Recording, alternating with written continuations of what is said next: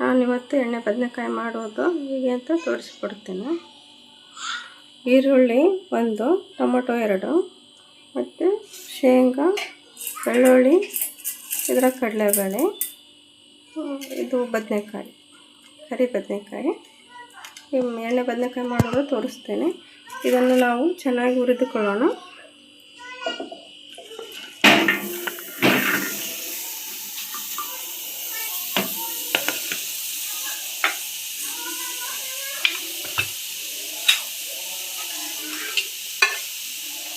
ಸ್ವಲ್ಪ ಎಣ್ಣೆ ಹಾಕಿಕೊಂಡು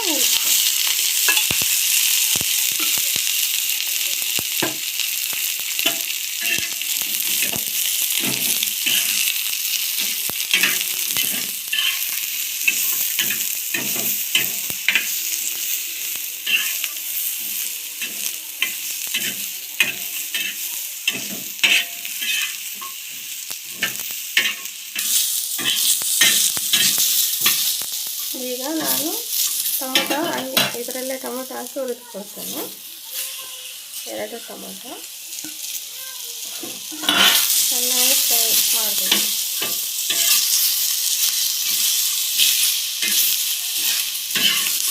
ಚೆನ್ನಾಗಿ ಮಿಕ್ಸ್ ಮಾಡಿಕೊಂಡು ಚೆನ್ನಾಗಿ ಕೆಂಪಗಾಗೋ ತನಕ ಹುರಿದುಕೊಳ್ಳೋಣ.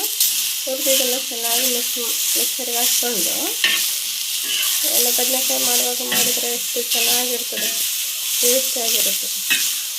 ನಾವು ಇದೇ ಈರುಳ್ಳಿನ ಸಣ್ಣಗೆ ಹೆಚ್ಚಿಟ್ಟುಕೊಂಡು ಮಾಡಿದರೆ ಅದು ಅಷ್ಟು ಚೆನ್ನಾಗಿ ಆಗೋದಿಲ್ಲ.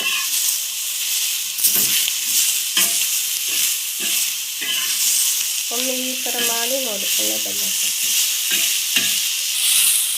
ನೋಡಿ. ಈಗ ಎಲ್ಲವಷ್ಟು ತೆಗೆದಿಟ್ಕೊಳ್ಳೋಣ ಪ್ಲೇಟಲ್ಲಿ.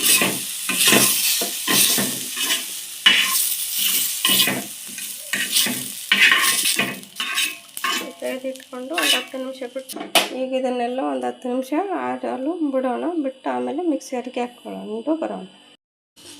ಇದು ಟೊಮೆಟೊ ಮತ್ತು ಈರುಳ್ಳಿನ ಮಿಕ್ಸರ್ಗೆ ಹಾಕ್ಕೊಂಡು ಬರೋಣ. ಇವಾಗ ಚೆನ್ನಾಗಿ ಮಿಕ್ಸ್ ಮಾಡ್ಕೊಂಡು ಬರೋಣ.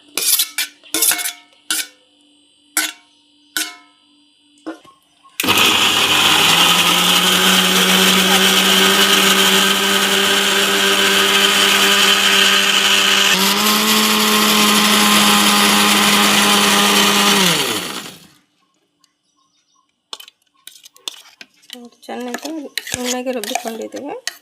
ಇದನ್ನು ಎಣ್ಣೆ ಬದನೆಕಾಯಿ ಮಾಡುವುದು ಹೇಗೆ ಅಂತ ತೋರಿಸಿ.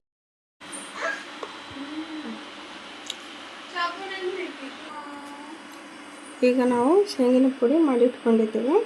ಈಗ ಬದನೆಕಾಯಿ ಈ ಥರ ಕಟ್ ಮಾಡಿ ಇಟ್ಕೊಂಡಿದ್ದೀವಿ. ಇದನ್ನು ಶೇಂಗಿನ ಪುಡಿ ತುಂಬಿಟ್ಕೊಳ್ಳೋಣ. ಮೊದಲು ನಾವು ಮಿಕ್ಸಿ ಜಾರಿಗೆ ಹಾಕ್ಕೊಂಡಿವಲ್ಲ, ಸಣ್ಣಗೆ ರುಬ್ಬಿಕೊಂಡಿವಿ.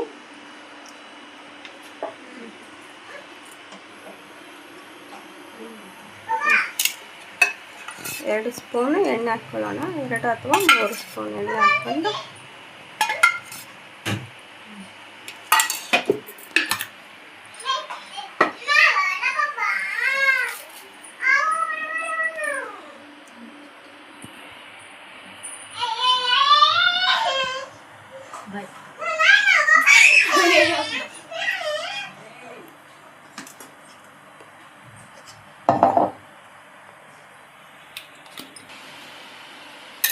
ಮಿಕ್ಸಿ ಜಾರಿಗೆ ಹಾಕ್ಕೊಂಡಂಥ ಮಿಶ್ರಣವನ್ನು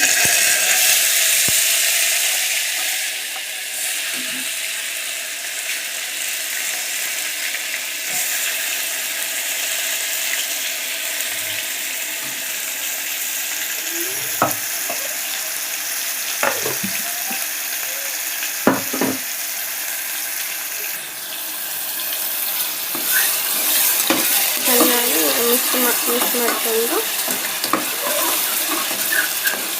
ಅದು ಸ್ಮೆಲ್ ಇರೋದಂತ ಚೆನ್ನಾಗಿ ಕರಗಿಸ್ಬೇಕು.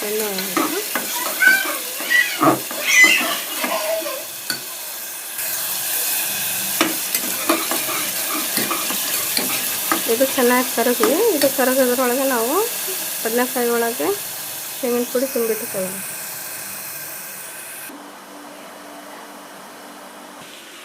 ಈ ಥರ ಶೇಂಗಿನ ಪುಡಿಯನ್ನು ತುಂಬಿಟ್ಟುಕೊಳ್ಳೋಣ.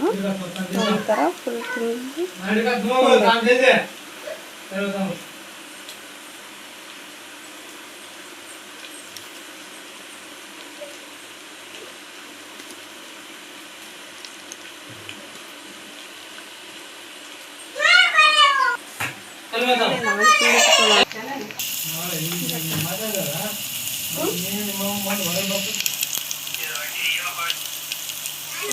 ಫಸ್ಟ್ ಉಪ್ಪು ಹಾಕಿಕೊಳ್ಳೋಣ.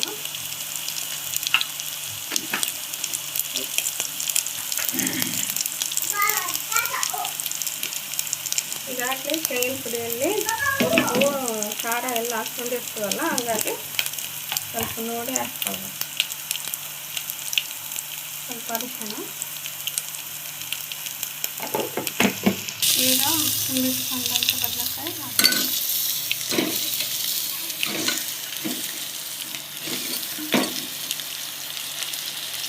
ಹಾಕಿ ನಾವು ಉಳಿದಂಥ ತೆಂಗಿನ ಪುಡಿಯನ್ನು ಮಿಕ್ಸ್ ಮಾಡ್ತೀವಿ.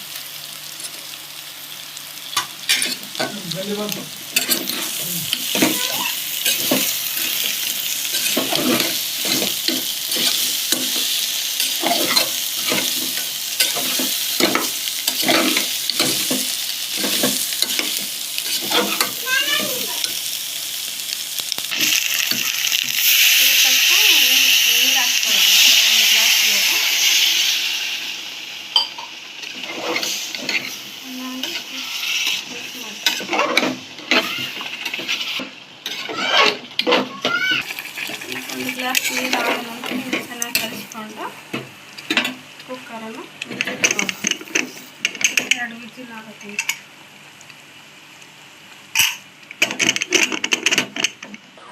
ಈಗ 10 ನಿಮಿಷ ಆಗಿದೆ, ನೋಡೋಣ ತೆಗೆದು.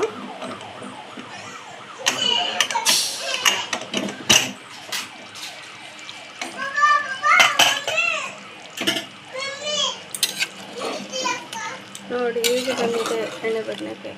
ಅನ್ನ ಜೊತೆಗೆ, ರೊಟ್ಟಿ ಜೊತೆಗೆ, ಚಪಾತಿ ಜೊತೆಗೆ, ದೋಸೆ ಜೊತೆಗೆ ತಿನ್ನೋದಕ್ಕೆ ರುಚಿಕರವಾದ ಎಣ್ಣೆ ಬದನೆಕಾಯಿ. ಒಮ್ಮೆ ನೀವು ಈ ಥರ ಮಾಡಿ ನೋಡಿ. ನಿಮಗೆ ಇಷ್ಟ ಆದರೆ ಇದು ರೆಸಿಪಿಗೆ ಇಷ್ಟ ಆದರೆ ಲೈಕ್ ಮಾಡಿ, ಶೇರ್ ಮಾಡಿ, ಸಬ್ಸ್ಕ್ರೈಬ್ ಮಾಡಿ. ಧನ್ಯವಾದಗಳು.